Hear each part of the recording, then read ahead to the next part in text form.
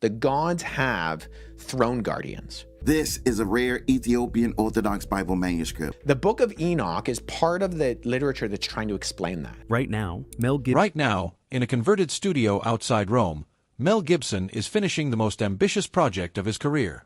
Filming on The Resurrection of the Christ has already wrapped after more than 100 days on location. Cinecittà Studios, the ancient cave town of Matera, the rocky hills of Genosa and Krakow, the coastline near Brindisi. The film arrives in 2 parts.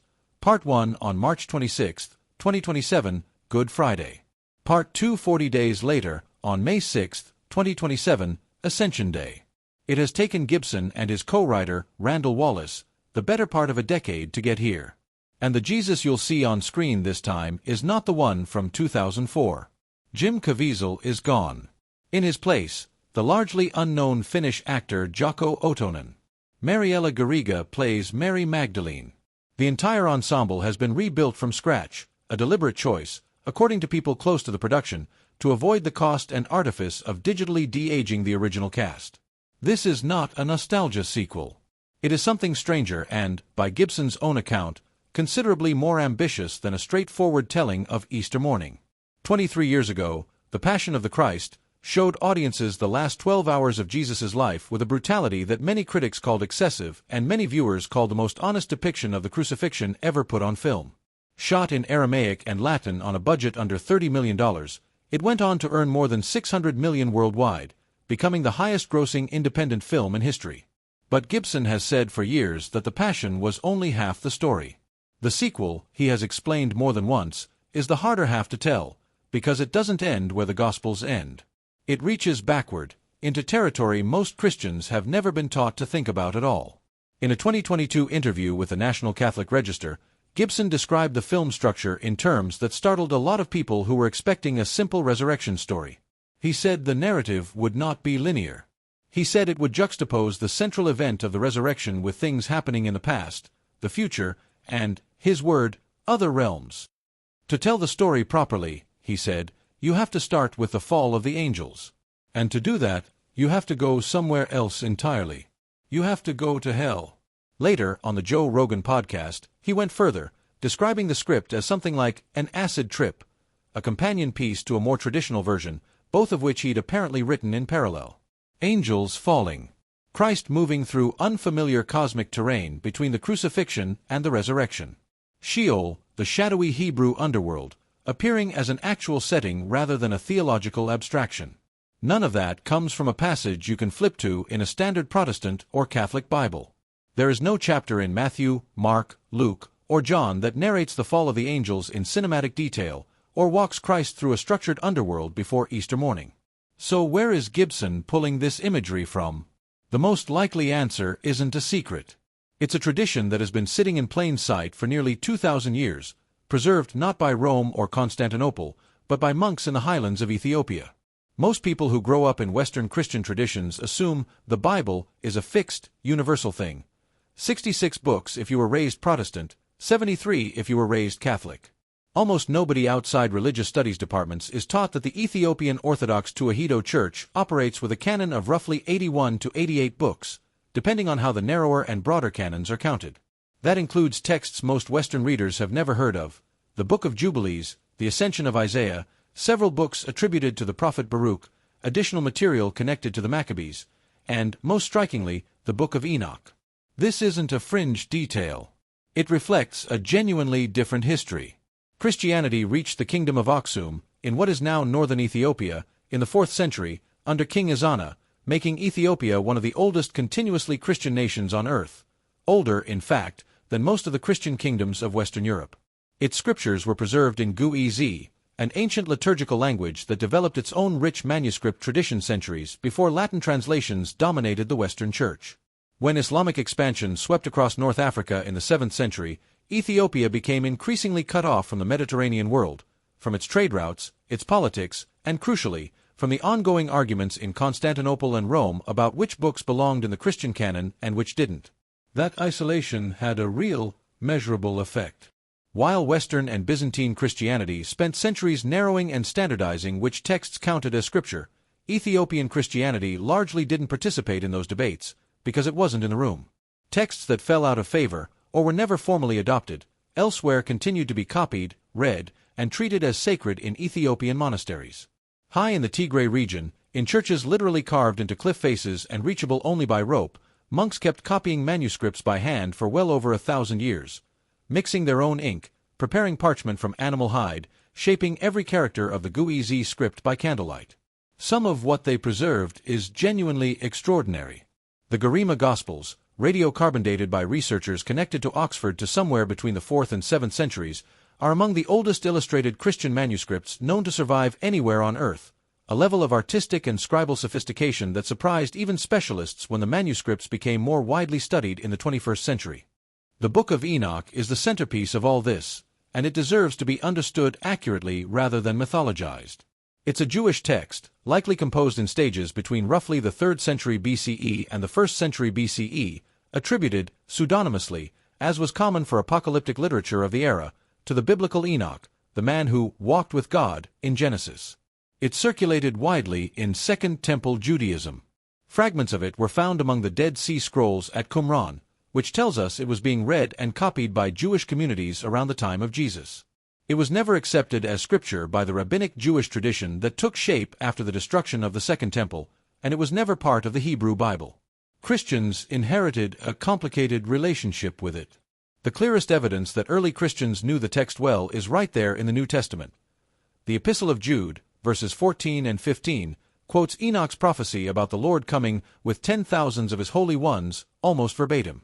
Several early church fathers, including Tertullian, treated Enoch as a genuine and valuable text.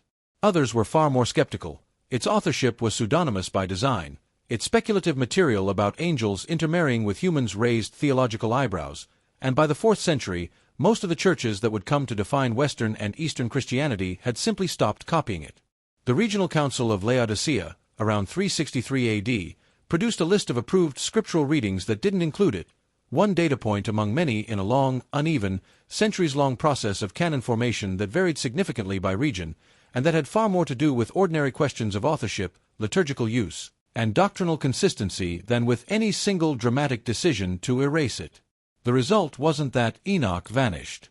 It simply stopped being copied in most of the Christian world, while Ethiopian Christians, operating outside that mainstream conversation, kept transcribing it generation after generation. Today, the only complete surviving version of the Book of Enoch exists in Guizi, preserved by the Ethiopian Orthodox Tewahedo Church, which still includes it in its biblical canon. Western scholars only gained meaningful access to a complete text in the 18th century, when the Scottish explorer James Bruce brought copies back from Ethiopia. Nearly the same manuscripts monks had been quietly recopying for well over 1,000 years. What's actually in the text is genuinely striking, and it's easy to see why it captured Gibson's imagination. Chapter 46 of Enoch describes a heavenly figure, called the Son of Man, and the Chosen One, with hair white as wool, presiding over a courtroom of fire, where the wicked are cast down and the righteous are vindicated. Scholars of Second Temple Judaism, including George Nicholsburg, who spent much of his career producing the standard academic commentary on the text, have long pointed out the striking overlap between this imagery and the vision of Christ in Revelation 1. Hair white like wool, as white as snow, eyes like blazing fire, a voice like the sound of rushing waters.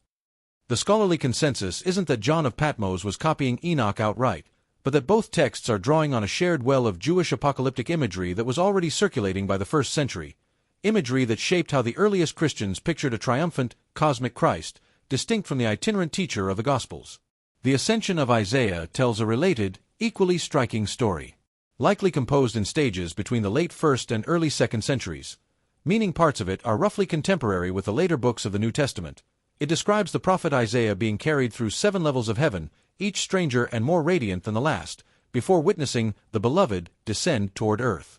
In the text, Christ deliberately veils his glory at each level as he descends, appearing in a form the beings of that realm can bear to look at, until he arrives on earth as an ordinary, unremarkable child, recognized by nothing and no one except God. It's a vivid cosmological way of dramatizing something Paul writes about far more tersely in Philippians 2, that Christ emptied himself, taking the form of a servant. The Ascension of Isaiah simply stages that idea as a journey, with hell and the heavens as literal settings rather than metaphors. This is almost certainly the tradition Gibson is drawing on, whether directly or through decades of his own reading and conversations with theologians and historians he said he consulted while writing the script. A film that moves through the fall of the angels, into an underworld, before arriving at the resurrection isn't inventing new theology. It's dramatizing a strand of early Christian imagination that has existed for the better part of 2,000 years, one that simply never became part of the standard Western reading list. It's tempting to tell this story as a conspiracy, a truth suppressed, a Bible that was stolen from you. That framing is dramatic, but it isn't accurate, and it does a disservice to what actually happened. Canon formation in the early church wasn't a single meeting where powerful men voted to hide the truth. It was a long, messy, largely decentralized process that played out differently across Alexandria, Rome, Antioch, Constantinople, and the churches of the Ethiopian highlands, over the course of several centuries, shaped by questions of authorship, liturgical tradition, translation, and theological consistency, not by any coordinated plan. What's real, and remarkable enough on its own without embellishment, is this: a text that was genuinely important to first-century Jews and early Christians, quoted directly in the New Testament, echoed in the book of Revelation, wrestled with by the Church Fathers, fell out of use almost everywhere in the Christian world for over 1,000 years, while one community, isolated by geography and history rather than by any deliberate secrecy, simply kept copying it. That's not a cover-up. It's an accident of history that happens to be one of the more remarkable stories in the survival of ancient literature, closer to the story of the Dead Sea Scrolls sitting undisturbed in a cave for 2,000 years than to any tale of institutional suppression. The Ethiopian Orthodox Tewahedo Church, for its part, has never treated any of this as forbidden knowledge. Christ in Ethiopian iconography is often called Egziaber, Lord of the Universe, depicted with dark skin, penetrating eyes, and radiant gold halos, both majestic and approachable in the same image. Ethiopian Christians have simply always read a slightly larger Bible than the one most Western Christians grew up with, and lived comfortably with both the tender, human Jesus of the Gospels and the cosmic, fire-wrapped judge of Enoch's vision existing side by side, without needing to choose between them. Put together, what emerges is not a hidden Bible clawed back from the ashes, but a genuinely fascinating footnote to Christian history that most people were simply never taught, and that a filmmaker with an enormous budget, 100+ days of shooting across Italy, and 2 decades of obsessive preparation has apparently decided to put on screen.